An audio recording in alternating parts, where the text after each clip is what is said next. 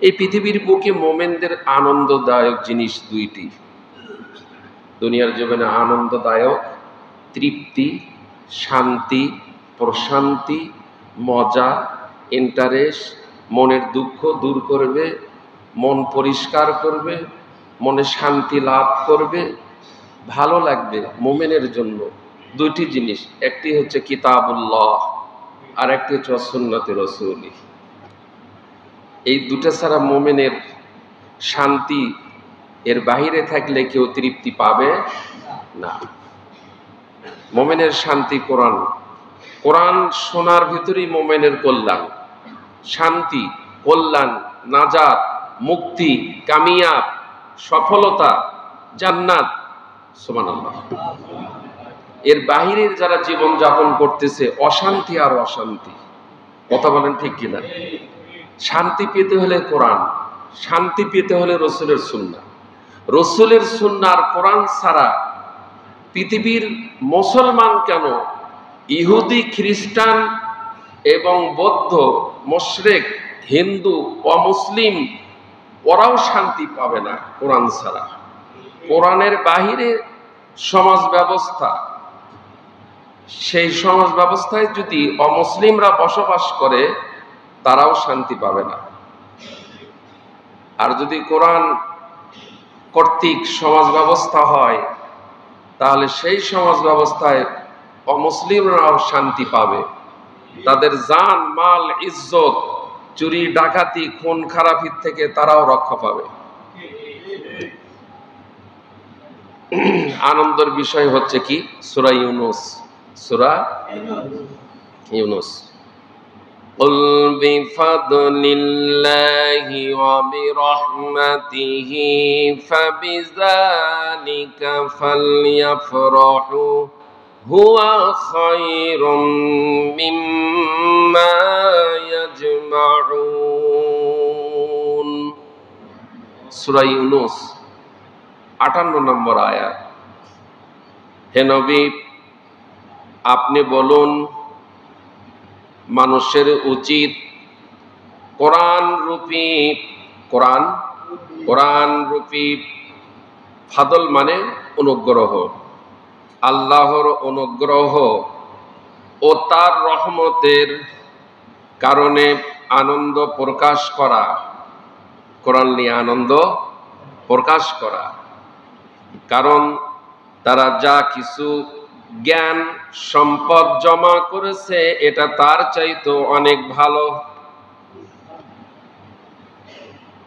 যত কিছু জ্ঞান অর্জন করেছেন, সম্পদ অর্জন করেছেন, তার থেকেও কোরআন অনেক, তার চাইতেও অনেক ভালো। সুবহানাল্লাহ, সুবহানাল্লাহ। কোরআনুল কারীমের সূরা নহল 89 নম্বর আয়াত। কত নম্বর? وَنَزَّلْنَا عَلَيْكَ الْكِتَابَ تِبْيَانًا لِكُلِّ شَيْءٍ وَهُدًى وَرَحْمَةً وَبُشْرَى لِلْمُسْلِمِينَ।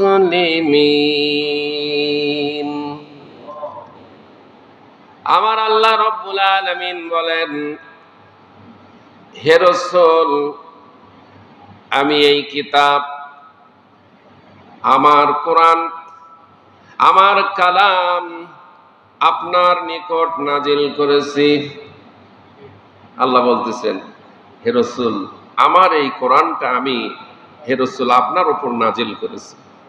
কেন?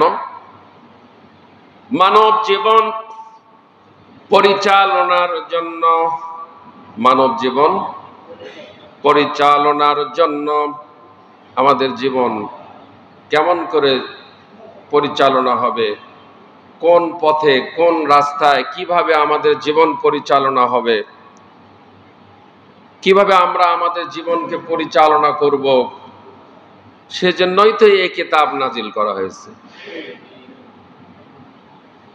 আল্লাহ পাক সৃষ্টি করে ছেড়ে দেন নাই, ছেড়ে দিয়েছেন নাকি? পাখিকে ওড়ার ক্ষমতা দান করেছেন, হাঁসকে পানিতে রাস্তা দেখিয়ে দিয়েছেন। সবে মাত্র হাঁসের ডিম থেকে এই মাত্রই সুন্দর একটি ফুটফুটে বাচ্চা বের হলো। বের হওয়ার পর এই বাচ্চাটি কি খোঁজে? রাস্তা খোঁজে, পানি খোঁজে। কি বলেন, ঠিক কিনা? এই বাচ্চাটি থেকে সঙ্গে সঙ্গে পানিতে দিয়ে দিবেন, বাচ্চা কি খুশি হবে কিনা, আনন্দ পাবে কিনা? ওর রাস্তা আল্লাহ পাক দেখিয়ে দিয়েছেন যে তোর রাস্তা হচ্ছে পানি, তুই পানিতে তোর শান্তি। এই মাত্র মুরগির ডিম থেকে বাচ্চা বের করে যদি পানিতে ছেড়ে দেওয়া হয়, বাচ্চা জীবিত থাকবে না মৃত্যুবরণ করবে? তিনি আল্লাহ, যিনি সৃষ্টি করেন, সৃষ্টি করে ছেড়ে দেন নাই। সৃষ্টিকুলের জন্য কোনটা তার রাস্তা, কোনটা তার পথ, সে কোন পথে চলবে, সেই পথও তিনি দেখিয়ে দিয়েছেন। সুবহানাল্লাহ, সুবহানাল্লাহ। তো এখানে আল্লাহ তাআলা বলতেছেন, আমি মানুষ সৃষ্টি করেছি, সৃষ্টি করতে আমি ছেড়ে দেই নাই, আমি পথও দেখিয়ে দিয়েছি। আমি পথও, রাস্তাও দেখিয়ে দিয়েছি। এই রাস্তায় চলো, এই রাস্তাটাই সঠিক রাস্তা। আল্লাহর পথ, আল্লাহর রাস্তাই সঠিক। আর অন্য যত রাস্তা, যত পথ, যত মত, যত কিছু রয়েছে সব ব্যাঠিক, সব বিফল, সব ধ্বংস, অকল্যাণ রয়েছে। কল্যাণ তো কোরআন আর সুন্নাহর রাস্তায়। কোরআন সুন্নাহ ছাড়া যত মত, যত পথ, যত তন্ত্র মন্ত্র, যত ইজম, যত মতবাদ, মতাদর্শ, মানুষ যে যেটাই বলুক, তারা শান্তি দিতে অতীতেও পারে নাই, বর্তমানেও পারছে না, ভবিষ্যতেও পারবে নাকি? কথা ক্লিয়ার হওয়া দরকার। ভবিষ্যতেও পারবে না কোরআন আর সুন্নাহ ছাড়া। যে যত কথাই বলুক, যে যেটাই বলুক যে আমি এটা দিয়ে আমার দল ক্ষমতায় গেলে শান্তি দিতে পারবে, আমরা তো 54 বছর দেখেছি শান্তি দিতে পারেনি, বরঞ্চ শান্তির বিপরীত অশান্তি দিয়েই 54 বছর আমরা অতিবাহিত করলাম, পেরিয়ে আসলাম। অথচ যদি একটি বারের জন্য যদি কোরআনের রাজ, কোরআনের সমাজ, কোরআনের পার্লামেন্ট যদি কায়েম হয়ে যায়, দেশটা জান্নাতুল ফেরদাউস হয়ে যাবে। নারী তার সতীত্ব নিয়ে একা একাই চলাচল করবে, কোনো পাহারা লাগবে না, কোনো সিকিউরিটি লাগবে না, থানায় পুলিশ রাখা লাগবে না, কেস নাই, মামলা নাই, মোকদ্দমা নাই, কোনো কিচ্ছু নাই। এমন একটি সমাজ কায়েম হয়ে যাবে কোরআনের রাজ কায়েম হয়ে গেলে। রাসূল বলেছেন, খায়রুল কুরুনি করনি, সর্বশ্রেষ্ঠ যুগ হচ্ছে আমার যুগ। যেহেতু রাসূল কোরআন দিয়ে দেশ পরিচালনা করেছিলেন, কোরআন দিয়ে দেশ শাসন করেছিলেন, সেজন্য রাসূলের সমাজ ব্যবস্থা, রাষ্ট্র ব্যবস্থায় চুরি ছিল নাকি, ডাকাতি ছিল নাকি, হাইজ্যাক ছিল, খুন খারাপি ছিল, ইফটিজিং ছিল, রেপ ছিল, জেনাবে বিচার, ধর্ষণ, চাঁদাবাজি ছিল, টেন্ডারবাজি ছিল, দুর্নীতি ছিল। রাসূলের সমাজ ব্যবস্থায় এইগুলি সব থেকে মুক্ত ছিল। কথা বলেন ঠিক কিনা? বক্তৃতা যাদের উদ্দেশ্যে দেব তারাই তো নাই, মসজিদ ফাঁকা। আল্লাহ হেদায়েত দান করুন। সামান্য একটা শব্দের ব্যাখ্যা এত দূরে আমি চলে আসছি। সামান্য একটা শব্দের ব্যাখ্যা। এই নহলের 89 নম্বর আয়াতের ভিতর অনেকগুলি কথা এসেছে। ইমান যার পরিষ্কার, কল্ব, অন্তর, দেল, মন, নফস, মেমোরি, মস্তিষ্ক, ব্রেন যার পরিষ্কার, কোরআন তার কাছে ভালো লাগবে। আল্লাহ রাব্বুল আলামিন বলেন, আমি এই কোরআন হে রাসূল আপনার উপর নাজিল করেছি এই জন্য, মানব জীবন পরিচালনার জন্য। আল্লাহ আল্লাহ আল্লাহ। মুসলমান বোঝে না এই কোরআন আমাদের মানব জীবন পরিচালনার জন্য। মুসলমানকে আজকে বক্তব্য দিয়ে বুঝাতে হয়, তাও বুঝ আসে না, তাও বুঝ আসে না। আল্লাহ আল্লাহ। এই জন্য আল্লাহ তাআলা সব রাসূলকে ছাগলের রাখালগিরি করাইছে। ছাগলের রাখালগিরি করা সুন্নত। সমস্ত নবীদের ছাগলের রাখালগিরি আল্লাহ করাইছেন, কোন রসুল বাদ যায় নাই ছাগলের রাখালগিরি করে নাই। সৃষ্টিকুলের ভিতর, প্রাণীকুলের ভিতর ছাগল খুব বেয়ারা যায়। ওকে বৃষ্টির থেকে বাঁচানোর জন্য চেষ্টা করবেন, দুটা পা সামনের দিকে এমনভাবে দিবে, সামনের দিকে যাবে না, পিছনের দিকেই খালি যাবে। মুসলমানের স্বভাব হয়ে গেছে এমন বেহারা, ছাগলের মতন, কোরআন বুঝতে চায় না। কথা ঠিক আছে? দলিল আল্লাহ তাআলা বলেন, ওয়ালাকাদ জারানা লিজাহান্নামা কাসীরাম মিনাল জিন্নি ওয়াল ইনসি লাহুম কুলুবুল লা ইয়াফকাহুনা বিহা। মধু সাহেব বলেন, ওয়ালাহুম আ'য়ুনুল লা ইউবসিরুনা বিহা। তারপরে কি? ওয়ালাহুম আযানুল লা ইয়াসমাউনা বিহা উলাইকা কাল আনআম বাল হুম আদাল উলাইকা হুমুল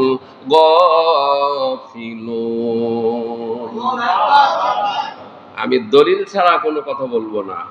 এই যে দলিল, আল্লাহ রাব্বুল আলামিন বলেন, অধিকাংশ জিন আর ইনসানকে আমি জাহান্নামের ভিতর প্রবেশ করাইব, জাহান্নামেতে দিব তাদেরকে। লাহুম কুলুবুল লা ইয়াফকাহুনা বিহা, যাদেরকে আমি অন্তঃকরণ দিয়েছি।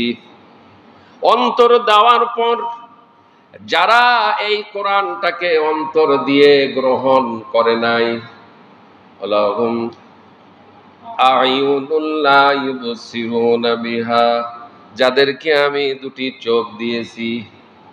চোখ দেওয়ার পর যারা কোরআন দেখল না, ওয়ালাহুম আযানুল লা ইয়াসমাউনা বিহা, কান দেওয়ার পর কান দিয়ে যারা শুনল না। এবার আল্লাহ বলতেছেন, উলাইকা কাল আনআম, এরা হলো চতুষ্পদ জন্তু, চতুষ্পদ জানোয়ার। দলিল আসছে বাবা, বাবা দলিল পাওয়া গেছে, দলিল পাওয়া গেছে। কথা বলো, কথা বলো। দলিল, ছাগল যেমন বৃষ্টির থেকে ওর প্রভু আর মালিক ওকে বাঁচানোর জন্য হাজারো প্রচেষ্টা চালায়, কিন্তু ছাগল সামনের দিকে আসতে চায় না। কথা বলেন ঠিক কিনা? আজও নবী রসুল নাই।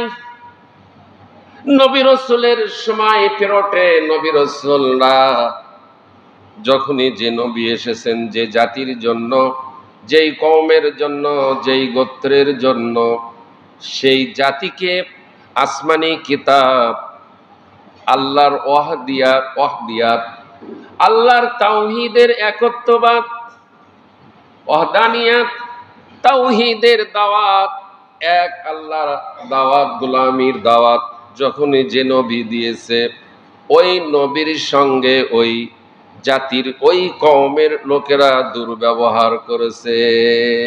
করেছে কিনা? ইয়া হাসরাতান আলাল ইবাদ মা ইয়াতিকুম মির রাসূল, বান্দার জন্য আফসোস, যখনই যে রসুলকে আমি আল্লাহ প্রেরণ করেছি, পাঠাইছি, তাদের সঙ্গে সেই কওমের লোকেরা, সেই জাতির লোকেরা, সেই এলাকার লোকেরা দুর্ব্যবহার করেছে।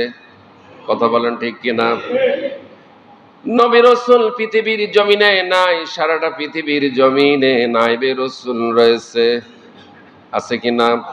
সারাটা পৃথিবীর জমিনে নাইবে রসুল রয়েছে। যেই নায়েবে রসুল, যেই আলেমগুলি নায়েবে রসুলের দায়িত্ব পালন করবে, তাদেরকেই ফাঁসির মঞ্চে যাওয়া লাগবে। যেই নায়েবে রসুলগুলি রসুলের এলেমের উত্তরসূরির দায়িত্ব পালন করবে, যে আলেমগুলি, তাদেরকে জেলখানায় যেতে হবে। কথা বলেন ঠিক কিনা? আমরা বাংলাদেশে দেখেছি হাজার হাজার আলেম জেলখানার ভিতর ভর্তি ছিল, ছিল কিনা? সম্মানিত উপস্থিতি, তাহলে সূরা নহলের 89 নম্বর আয়াত, এই কোরআনটা কেন নাজেল করা হয়েছে দেখি একটু বলুন তো, কি জন্য নাজেল করেছেন আল্লাহ? এই জন্য নাজেল করেছে মানব জীবনের সকল সমস্যা সমাধান করার জন্য, মানব জীবন পরিচালনা করার জন্য যাবতীয় বিবরণ এই কোরআনুল কারীমের ভিতর বিস্তারিত ভাবে আমার আল্লাহ বর্ণনা করেছেন। সম্মানিত উপস্থিতি, এই কিতাবে মুসলমানদের জন্য আল্লাহ পাক বলেন ওয়া হুদাও ওয়া রাহমাতাও ওয়া বুশরা লিল মুসলিমিন। এই কিতাবে মুসলমানদের জন্য হেদায়েত রয়েছে। আল্লাহ বলতেছেন মুসলমানদের জন্য এই কিতাবে হেদায়েত রয়েছে। এরপরে মুসলমানদের জন্য রহমা, রহমত রয়েছে মুসলমানদের জন্য এই কিতাবের ভিতর। এরপরে কি রয়েছে? অবুশরা, সুসংবাদ। কি রয়েছে? সুসংবাদ। তাহলে আমরা জানতে পারলাম কোরআনুল কারীম আমাদের জন্য, মানব জীবনের জন্য জীবনের সকল দিক ও বিভাগ পরিচালনার জন্যই এই কোরআনকে, জীবনের সকল ক্ষেত্রে আইন মেনে চলার জন্যই এই কোরআন আমাদের জন্য আল্লাহ পাক পাঠিয়ে দিয়েছে। কোরআনুল কারীমে সূরা মায়দার 15 নম্বর আয়াত, قد جاءكم من الله نور وكتاب مبين। হে মানুষ, আল্লাহ তাআলার নিকট থেকে আলোকিত, জ্যোতির্ময় সুস্পষ্ট একটি কিতাব তোমাদের কাছে এসেছে। আমাদের কাছে এই জ্যোতির্ময় সুস্পষ্ট একটি কিতাব আমাদের কাছে এসেছে কিনা? এসেছে কিনা? পিছনে যারা বসে আছেন জবাব দিচ্ছেন না। ঘুম ধরছে? কষ্ট হচ্ছে? কথা বোঝা যাচ্ছে? আলহামদুলিল্লাহ। সূরা মায়দার 15 নম্বর আয়াত, ইয়াহদি বিহিল্লাহ, যারা এই কিতাব থেকে হেদায়েত গ্রহণ করবে তাদের কি পুরস্কার? প্রথমে বললেন যে আল্লাহ পাক পক্ষ থেকে আলোকিত, জ্যোতির্ময় সুস্পষ্ট মুবিন মানে স্পষ্ট, সুস্পষ্ট একটি কিতাব তোমাদের জন্য এসেছে, আমাদের জন্য আল্লাহ পাক পাঠিয়ে দিয়েছেন। ইহদি বিহিল্লাহ, যারা এই কিতাব থেকে হেদায়েত গ্রহণ করবে। হেদায়েত মানে কি? কোরআন যা নির্দেশ দিয়েছে সেই নির্দেশ মোতাবেক চলা, এর নাম হচ্ছে হেদায়েত। মাইনাস করা যাবে না, সংযোজন করা যাবে না, বিয়োজন করা যাবে না। যা আল্লাহ হেদায়েতের জন্য আমাদের পাঠিয়ে দিয়েছেন, পরিপূর্ণভাবে হেদায়েত গ্রহণ করতে হবে, মেনে চলতে হবে। ইয়াহদি বিহিল্লাহ, যারা এই কিতাব থেকে হেদায়েত গ্রহণ করবে তাদের কি পুরস্কার? যদি এই কিতাব থেকে আমরা হেদায়েত গ্রহণ করি তাহলে কি হবে? আমার আল্লাহ রাব্বুল আলামিন সেটাও বলেছেন, মানিত্তাবা'a রিদওয়ানাহু, আল্লাহ তাআলা সন্তুষ্টির জন্য এই কিতাবের ইত্তেবা, অনুসরণ, আনুগত্য, আল্লাহর হুকুমকে পালন যারা করবে, ইত্তেবা করবে, অর্থাৎ এই কিতাবের বিধান যারা মেনে চলবে। মানিত্তাবা'a রিদওয়ানাহু, আল্লাহ তাআলার সন্তুষ্টির জন্য এই কিতাবের ইত্তেবা করবে। এই কিতাবের ইত্তেবা করলে তিনি কে? তিনি আল্লাহ। তিনি সন্তুষ্ট হবেন না অসন্তুষ্ট হবেন? যারা এই কিতাবের ইত্তেবা করতেছে, অনুসরণ করতেছে, এই কিতাবকে যারা মেনে চলতেছে, তাদের ওপর তাদের খালেক, তাদের রব, তাদের আল্লাহ খুশি না বেজার? কিন্তু যারা এই কিতাবের ইত্তেবা করতেছে না, মানতেছে না, তাদের ওপর আল্লাহ তাআলা খুশি না বেজার? আল্লাহ পাক তাদের উপর অসন্তুষ্ট। তা আল্লাহকে যারা অসন্তুষ্ট পৃথিবীর জমিনে করতেছে, তারা কি আখিরাতের জীবনে শান্তি পাবে? কথা ক্লিয়ার কিনা?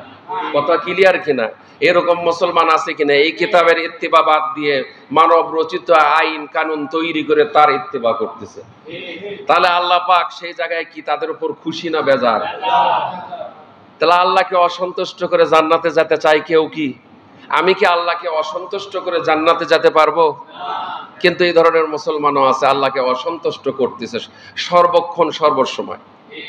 আল্লাহ রাব্বুল আলামিন বলেন, মানিত্তাবা রিদওয়ানাহু, আল্লাহ তাআলার সন্তুষ্টির জন্য এই কিতাবের যারা ইত্তেবা করবে, অর্থাৎ এই কিতাবের বিধি বিধান, এই কিতাবের বিধান যারা মেনে চলবে।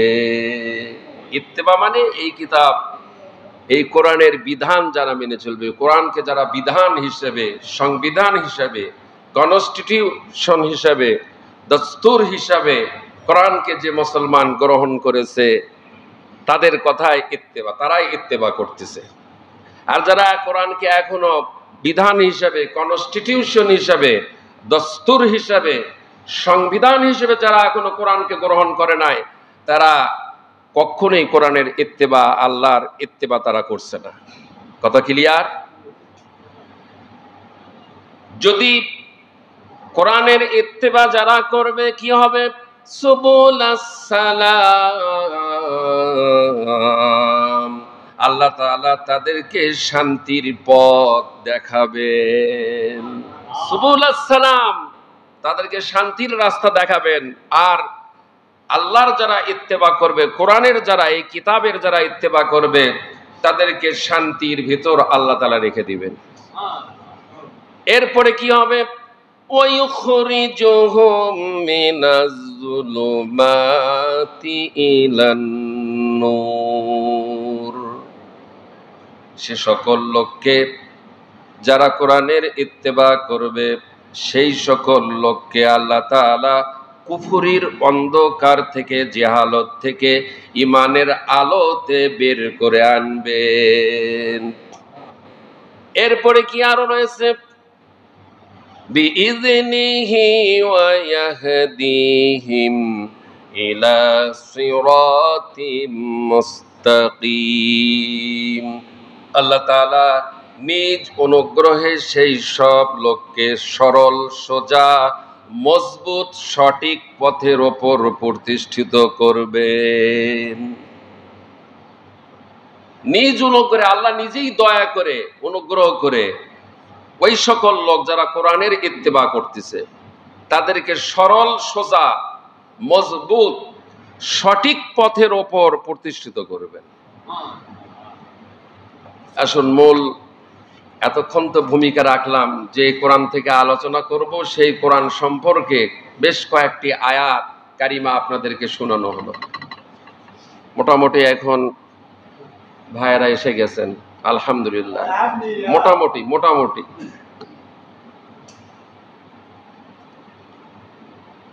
আজকের সাবজেক্ট আমার খুতবা, আজকে গত জুমার থেকে আজকের খুতবা আরো চমৎকার, আলহামদুলিল্লাহ। আগামী জুমার খুতবা আরো চমৎকার। ছাত্র যেমন ভালো পড়াশোনা করলে রেজাল্ট ভালো হয়, খতিব যদি পড়াশোনা করে খতিবের বক্তব্য ভালো হবে। কথা ঠিক কিনা? যে কোনো খতিব যদি ভালো পড়াশোনা করে, গবেষণা করে, তাহলে মুসল্লিদেরকে চমৎকার খুতবা তারা দিতে পারবে, এতে কোনো সন্দেহ নেই। গত জুমায় যে খুতবা দিয়েছি, ইনশাআল্লাহ আজকের খুতবার হেডলাইনটা শুনলেই আপনাদের খুবই ভালো লাগবে ইনশাআল্লাহ। আজকের খুতবার বিষয় হচ্ছে আখেরাতে 10টি রাজ সাক্ষী। এগুলোর কোরআন থেকে গবেষণা করে আয়াত এবং হাদিস ইনশাআল্লাহ 10টি শুনলে বুঝতে পারবেন যে রাজসাক্ষী কাকে বলে আখেরাতে। পথের ভেতর যে পথটা সবচাইতে বড়, এটাকে কি বলা হয়? রাজপথ। মিস্ত্রির ভেতর যে মিস্ত্রিটা বড়, রাজমিস্ত্রি।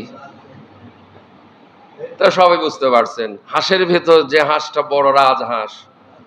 তা আখেরাতের সাক্ষী, বড় সাক্ষী হবে 10টি। কয়টি হবে? 10টি। আজকে আমি যে আয়াতে কারিমা তেলাওয়াত করেছি, মনোযোগ ফুল দিবেন আলোচনার দিকে। ডান বামে তাকাবেন না, ডান বামে তাকাবেন না, তাকাবেন শুধু কোরআন কি বলে এই দিকে লক্ষ্য রাখবেন। আর মোবাইলগুলি সাইলেন্ট করেন। আপনার মোবাইলে রিংটোন বেজে উঠলে আপনার পাশে যারা রয়েছে তাদের আলোচনার বিঘ্নতা হবে না? হবে না? তাহলে মোবাইল সাইলেন্ট, কথা বন্ধ, আওয়াজ বন্ধ, নীরব নিস্তব্ধ। সাহাবায়ে কেরাম যেরকম কোরআন শুনতেন, আমাদেরকে ওইরকম ভাবে কোরআন শুনতে হবে। 38 নম্বর সূরা, সেই সূরাটির নাম কি? সাদ। আয়াত নম্বর 28। আম নাজআলুল লাযীনা আমানু ওয়া আমিলুস সালিহাতি কাল মুফসিদিনা ফিল আরদি আম নাজআলুল মুত্তাকিনা কাল ফুজ্জার। পরকালে আল্লাহ রাব্বুল আলামিন ন্যায় বিচার কায়েমের জন্য অনেকগুলো পদ্ধতি গ্রহণ করবেন। তার ভিতরে অন্যতম হচ্ছে রাজ সাক্ষী গ্রহণ করা। এই পৃথিবীর জমিনে মামলা করলে তার সাক্ষী লাগে কি লাগে না? ঠিক একই ক্যাটাগরি হবে, তবে ওখানে কোনো বেইনসাফি মানে ন্যায় বিচারের পরিবর্তে কোনো অন্যায় বিচার, কোনো পক্ষপাতিত্ব, কোনো আত্মীয়করণ, কোনো দলীয়করণ, এটা থাকবে না ওখানে। সঠিক ন্যায় বিচার, সুবিচার, এটাই হবে ইনশাআল্লাহ। তো এই বিচার 10টি রাজ সাক্ষী হবে। সে সাক্ষীগুলো কি? একটির পর একটি পয়েন্ট আলোচনা আসবে ইনশাআল্লাহ। আমি কেবল আজকে 1 নম্বর পয়েন্ট নিয়েছি শুরু। আল্লাহ রাব্বুল আলামিন বলেন, যারা ঈমান আনে, আমনা জাআলুল লাযীনা আমানু, যারা ঈমান আনে, ওয়া আমিলুস সালিহাত, এবং সৎকর্ম করে, নেক কাজ করে, কাল মুফসিদিনা, যারা পৃথিবীতে বিপর্যয় সৃষ্টি করিয়া বেড়ায়। ঈমান আনার পরেও কিন্তু আবার বিপর্যয় সৃষ্টি করে, করে কিনা? এই কথাটা আল্লাহ এখানে বলতেছেন। একদিকে বলতেছেন যারা ঈমান আনে এবং নেক কাজ করে, এবং যারা ঈমান আনার পর আবার পৃথিবীতে বিপর্যয় সৃষ্টি করিয়া বেড়ায়। আল্লাহ পাক বলেন, আমি তাদেরকে সমান গণ্য করিব। গণ্য করিবে কি? প্রশ্নবোধক। কখনো তাদেরকে এক সমান গণ্য করিব না। আমি মুত্তাকিদের অপরাধীদের সমান গণ্য করিব না। মুত্তাকিদের আর অপরাধীদের এক সমান কি হবে নাকি? ভালো মানুষ আর গুনাহগার মানুষ, খারাপ মানুষ কি এক সমান হয়? এই আয়াতে কারিমায় আল্লাহ বলতেছেন যে যারা ঈমান আনে এবং নেক কাজ করে, নামাজি লোক আর বেনামাজির শাস্তি কি এক হবে? এক সমান হবে? চোর ডাকাত গুন্ডা মাস্তানের শাস্তি আর নামাজি লোকের কি এক? কখনোই এক নয়। যারা ঈমান আনে এবং সৎকর্ম করে, এবং যারা পৃথিবীতে বিপর্যয় সৃষ্টি করিয়া বেড়ায়, আমি কি তাদেরকে সমান গণ্য করিব? আমি মুত্তাকিদের অপরাধের সমান গণ্য করিব না।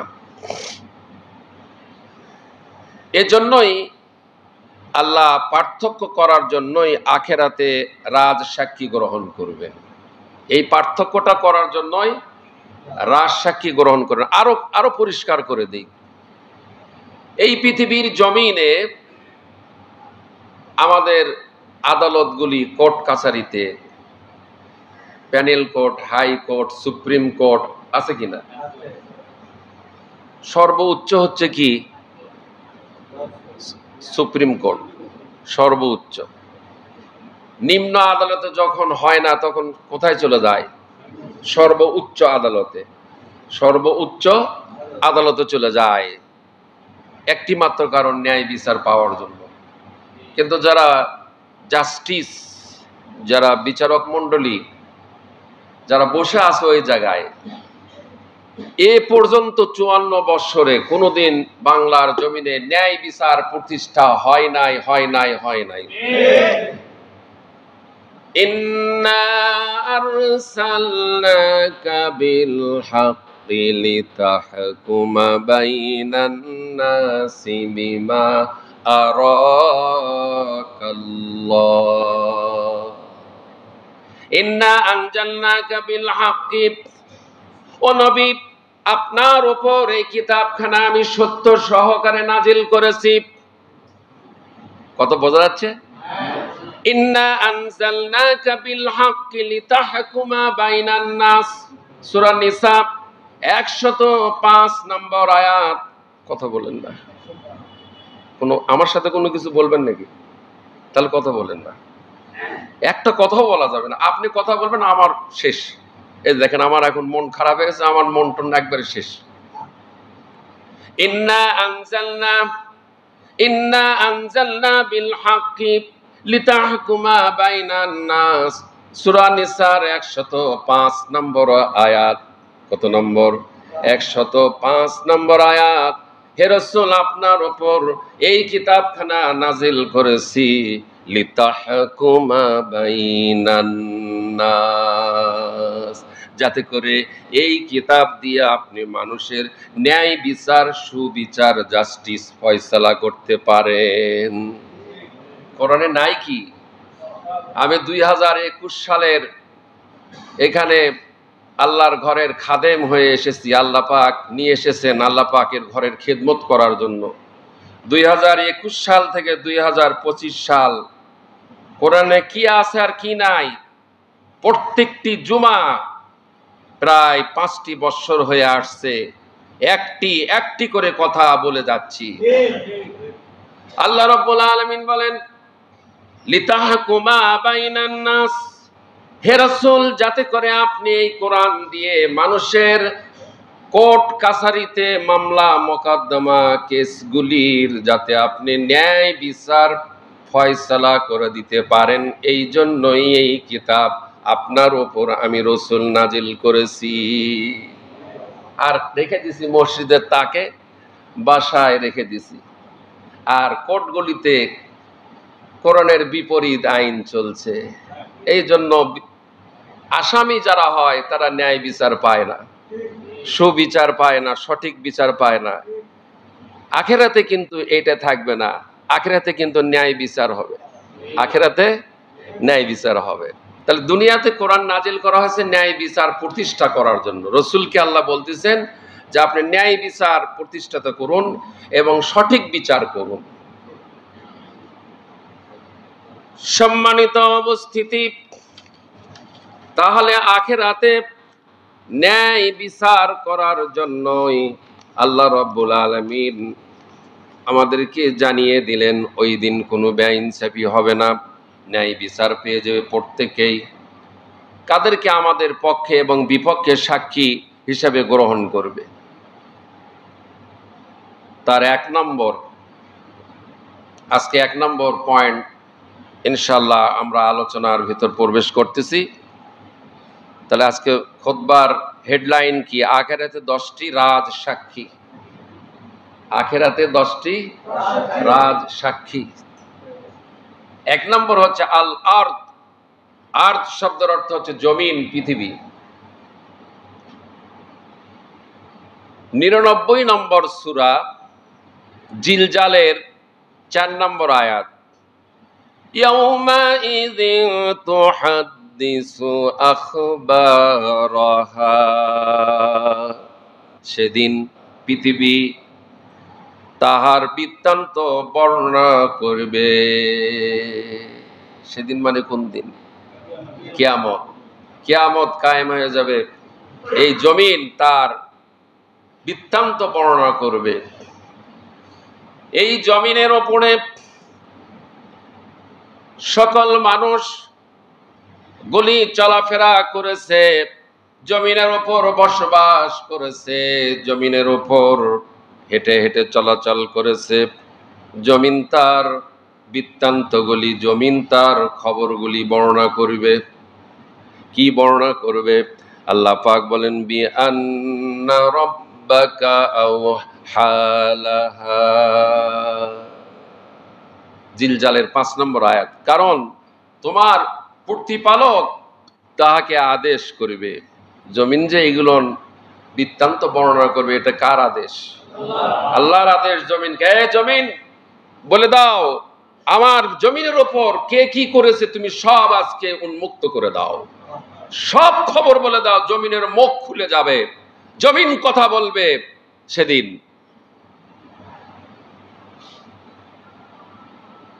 হাদিস শরীফে এসেছে লাম্মা করা ইয়াউমা ইযিন তুহাদ্দিসু আখবারাহা, নবী যখন তেলাওয়াত করবেন, নবী যখন তেলাওয়াত করেন লাম্মা করা ইয়াউমা ইযিন তুহাদ্দিসু আখবারাহা, এই আয়াতে কারিমা যখন তেলাওয়াত করবেন, আল্লাহ এবং তার রাসূল সাহাবীরা বলবেন যে জমিন আবার কি খবর বলে দিবে। আল্লাহ রাসূল সাহাবীদেরকে বললেন তোমরাই বলো। সাহাবায়ে কিরাম বললেন আল্লাহু আ'লামু বিমুরাদি, আল্লাহ এবং রাসূলই ভালো জানেন, আমরা তো বলতে পারবো না। রাসূল পাক সাল্লাল্লাহু আলাইহি সাল্লাম তখন প্রত্যেক পুরুষ এবং প্রত্যেক নারীর পক্ষে এবং বিপক্ষে জমিন সাক্ষী দিবে। যাবেন কোথায়? জাস্টিস যারা ছিলেন 2 নম্বর 22 নম্বরে বিচার করে দিয়েছেন। টাকার বিনিময়ে আত্মীয়করণ, দলীয়করণ, স্বজনপ্রীতি করে সঠিক বিচারকে ব্যাঠিক বিচারে পরিণত করেছিলেন। বোঝা যাচ্ছে কথা? কোরআন বলে দিচ্ছে। কোরআন সূরা জিলজাল আর রাসূলের একটা হাদিস, 4টা হাদিস বলবো, 4টা হাদিস এই সম্পর্কে। প্রত্যেক পুরুষ এবং প্রত্যেক নারীর পক্ষে এবং বিপক্ষে সাক্ষী দিবে। আজকে কোর্টে পক্ষে এবং বিপক্ষে সাক্ষী দেয় না? এত রাসূল বলতেছেন পক্ষে এবং বিপক্ষে সাক্ষী দিবে। তাহলে 1 নম্বর হাদিস লাম্মা করা ইয়াউমা ইযিন তুহাদ্দিসু আখবারাহা, এই পৃথিবীর জমিনে রাসূল বলেন নারী এবং পুরুষ যা কিছু করেছে সব সেদিন তাদের পক্ষে এবং বিপক্ষে সাক্ষী দিবে।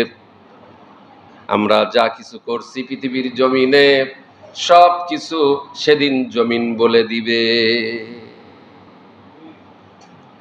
2 নম্বর হাদিস মুয়াজ্জিন আজান দেয়, মাখলুকাতের সাক্ষী। রাসূল বলেছেন পৃথিবীর জমিনে মুয়াজ্জিনগুলি 5 ওয়াক্ত নামাজের আজান দিয়েছিল না দেয় নাই? আজান দেওয়ার পরে তোমরা আজানের ডাকে সাড়া দাও নাই, সালাত তোমরা আদায় করো নাই, নামাজ ইচ্ছা করে তোমরা ছেড়ে দিয়েছিলে। এই জমিন সেদিন সাক্ষী দিবে ওই সমস্ত মানুষগুলির বিপক্ষে। যারা নামাজ আদায় করেছে তাদের পক্ষে সাক্ষী দিবে সেদিন জমিন, আর যারা নামাজ আদায় করে নাই জমিন তাদের বিপক্ষে সাক্ষী দিবে। 3 নম্বর হাদিস বনু সালমা গোত্রের একজন সর্দারনী, একজন প্রধান, বনু সালমা গোত্রের একজন মহিলা গোত্রপতি প্রধান রাসূলের কাছে এসে বললেন ইয়া রাসূলুল্লাহ, ইয়া হাবিবাল্লাহ, মসজিদের কাছে বাড়ি করার সিদ্ধান্ত আমাকে দেন, আমি একটু চাই মসজিদের কাছে বাড়ি করতে। রাসূল কারীম সাল্লাল্লাহু আলাইহি সাল্লাম মহিলার জবান থেকে কথা শুনলেন, আর রাসূল বললেন, জমিনের সাক্ষী পদচিহ্ন, তোমার বাড়িটা তুমি মসজিদের কাছে না নিয়ে তোমার বাড়িটা তুমি দূরে নাও। তুমি যখন পা দিয়ে হেঁটে হেঁটে যত দূর থেকে তুমি আসবে এই জমিন তত দূর পর্যন্ত তোমার পক্ষে সাক্ষী দিবে। আজকে আনন্দদায়ক বিষয় রয়েছে, যারা জয়পুরহাট থেকে এসেছেন, বগুড়া থেকে জয়পুরহাট পর্যন্ত জমিন এইভাবে সাক্ষী দিবে। বগুড়া জেলার বিভিন্ন থানা থেকে, উপজেলা থেকে যারা এসেছেন, এই সদর থানা থেকে নন্দীগ্রাম থানা, কাহালু থানা, শেরপুর থানা, সোনাতলা, সারাকান্দি, আর যত রয়েছে শিবগঞ্জ, ধনুট, তাই না, শাহজাহানপুর, প্রত্যেকটি থানার মানুষ যারা হেঁটে হেঁটে দূর থেকে যারা এসেছেন, প্রত্যেকটি কদম জমিন সাক্ষী দিবে যে এই জমিনের ওপর এত দূর থেকে হেঁটে হেঁটে সাতমাথা পৌর পার্ক মসজিদে সালাত আদায় করেছিল। জমিন সাক্ষী দিবে। 3 নম্বর হাদিস গেল, এবার কয় নম্বর? 4 নম্বর হাদিস।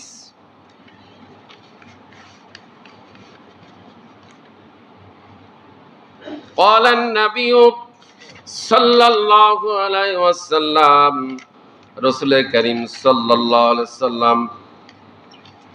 তাহলে আমরা যে হাদিসটা জানলাম, এরপরে একটি আয়াত, সূরা ইয়াসিন। সূরা ইয়াসিন হচ্ছে কোরআনের হৃৎপিণ্ড, সূরা ইয়াসিনের 12 নম্বর আয়াত, ইন্না নাহনু নুহয়িল মাউতা ওয়া নাকতুবু মা কদ্দামু ওয়া আসারহুম ওয়া কুল্লা শাইইন আহসাইনাহু ফি ইমামিম মুবিন। আল্লাহ রাব্বুল আলামিন বলেন, আমি প্রত্যেক মৃত্যুকে জীবিত করিব। আমরা তো সবাই মৃত্যুবরণ করবো, আবার আমাদেরকে জীবিত করবেন, এবং লিখে রাখিও যা তারা দুনিয়াতে বসে আখিরাতের জন্য প্রেরণ করে। লিখে রাখি, আল্লাহ পাক লিখে রাখতেছেন যা আমরা দুনিয়ায় বসে আখিরাতের জন্য প্রেরণ করব, যা করে, এবং ওহারা পশ্চাতে পদ চিহ্ন রাখিয়া যায়।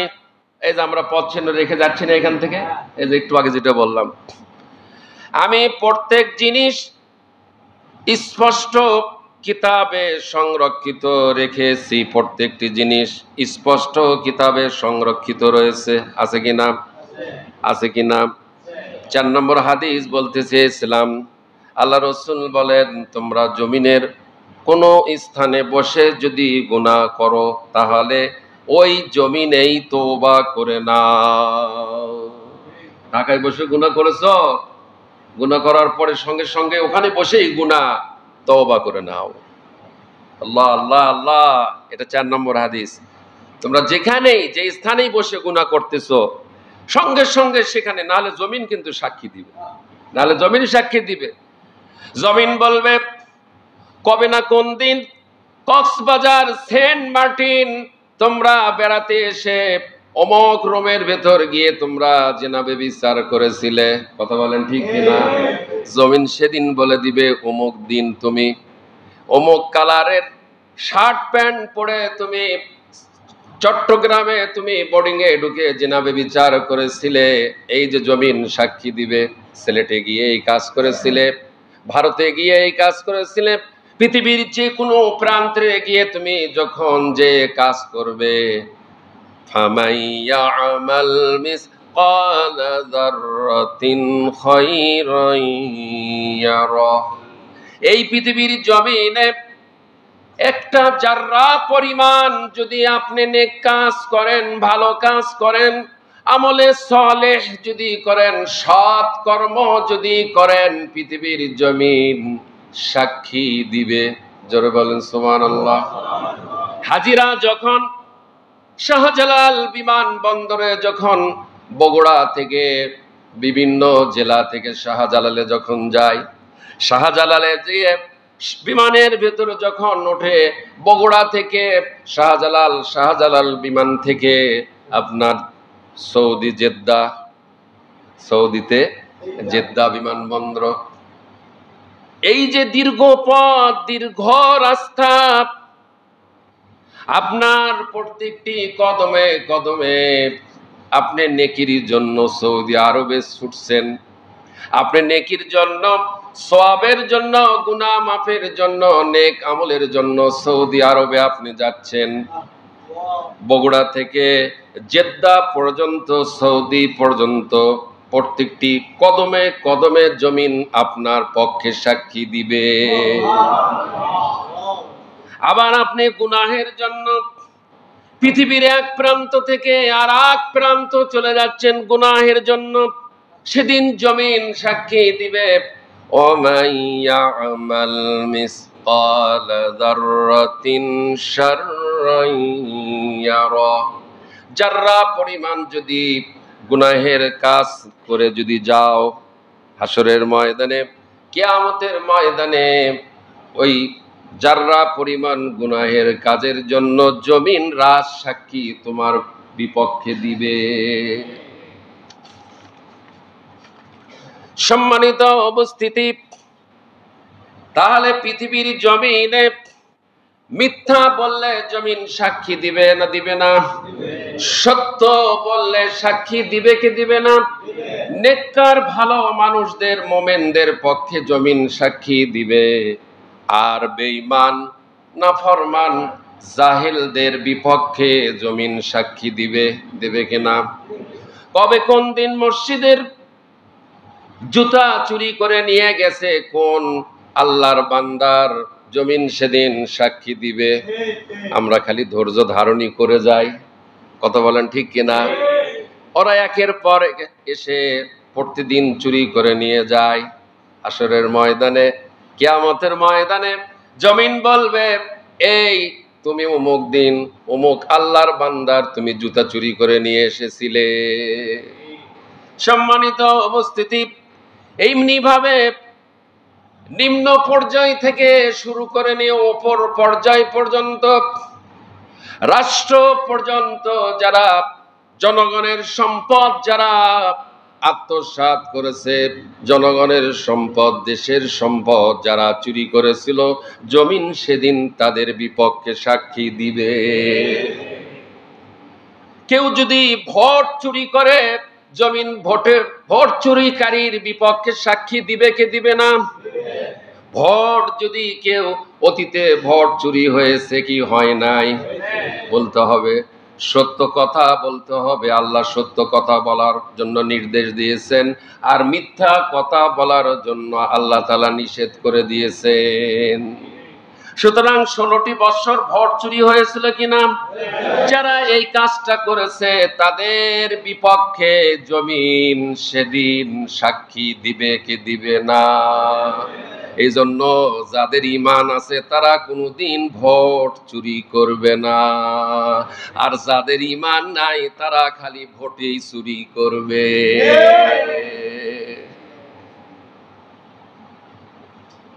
সম্মানিত উপস্থিতি, তাহলে জমিন সবকিছু বলে দিবে। 4টি হাদিস বলছি, সূরা জিলজালের 7 নম্বর এবং 8 নম্বর আয়াত। যা করবেন সব বলে দিবে জমিন, একটাও বাদ থাকবে না। না বাদ থাকবে নাকি? সব বলে দিবে। আমি যে আপনাদের সামনে প্রতি জুমায় 1 ঘন্টা ধরে কোরআন থেকে কথা বলি, এটা জমিন বলে দিবে কিনা? এটাও জমিন বলে দিবে। আর আপনারা যে প্রতি জুমায় কষ্ট করে এসে কোরআন শোনেন, এটাও সেদিন জমিন বলে দিবে। যে মানুষগুলি দূর দূরান্ত থেকে কোরআন শোনার জন্য এসেছে, জমিন সেদিন বলে দিবে। এই জন্য আল্লাহর কালামের ওপর যাদের ইয়াকিন রয়েছে, ঈমান রয়েছে, বিশ্বাস রয়েছে, যারা আল্লাহকে ভয় করে, যাদের ভেতর তাকওয়া রয়েছে, যারা মুত্তাকি, যারা আল্লাহকে ভয় করে চলে, তারাই তো মুত্তাকি। মুত্তাকি কখনো চুরি করতে পারে না, মুত্তাকি কখনো ডাকাতি করতে পারে নাকি? মুত্তাকি মানুষ কখনো কি ফাসাদ সৃষ্টি করতে পারে নাকি? যার ভিতর ঈমান রয়েছে, আল্লাহর ভয় রয়েছে, সে কখনো মানুষের ওপর জুলুম করবে না, দেশের সম্পদ চুরি করবে না, দেশের সম্পদ নষ্ট করবে না। যার ভিতর আল্লাহর ভয় রয়েছে, এই ভয় ভীতি মানুষগুলিকে দায়িত্বে বসাতে হবে। যে লোকটা বিদ্যুৎ ডিপার্টমেন্টে রয়েছে, এই লোকটার ভিতরে যদি বিদ্যুৎ মন্ত্রী লাগে কিনা, আগামী দিনে বিদ্যুৎ মন্ত্রী যদি আল্লাহওয়ালা হয়, ধরে নেন বাইতুল মোকাররমের খতিব বিদ্যুৎ মন্ত্রী, তাহলে বাইতুল মোকাররমের ইমামের হাতে যদি বিদ্যুৎ মন্ত্রীর পদটা, পাওয়ারটা যদি যায়, এই ইমাম সাহেব কি কখনো নামাজের টাইমে বিদ্যুৎ অফ করবি? এই একটা পাতিলের একটা ভাত টিপলে বোঝা যায় যে 1 মণ চাউলের ভাতের হয়েছে কিনা, অবস্থাটা কি। একটা ভাত টিপলেই বোঝা যায় যে 1 মণ চাউলের ভাত হয়েছে, আর বলার দরকার নাই। সকল সেক্টরে যদি আল্লাহওয়ালা মানুষ যদি বসে যায়, ভালো মানুষ, তাহলে এই ভালো মানুষের দ্বারা সমাজে ভালো হবে না মন্দ হবে? গুনাহ বন্ধ হবে কিনা? আলহামদুলিল্লাহ, আলহামদুলিল্লাহ। এই জিনিসটাই বোঝার জন্যই কোরআন, এই কথাটা বোঝানোর জন্যই 1 ঘন্টা আলোচনা, আর কিছুই নয়।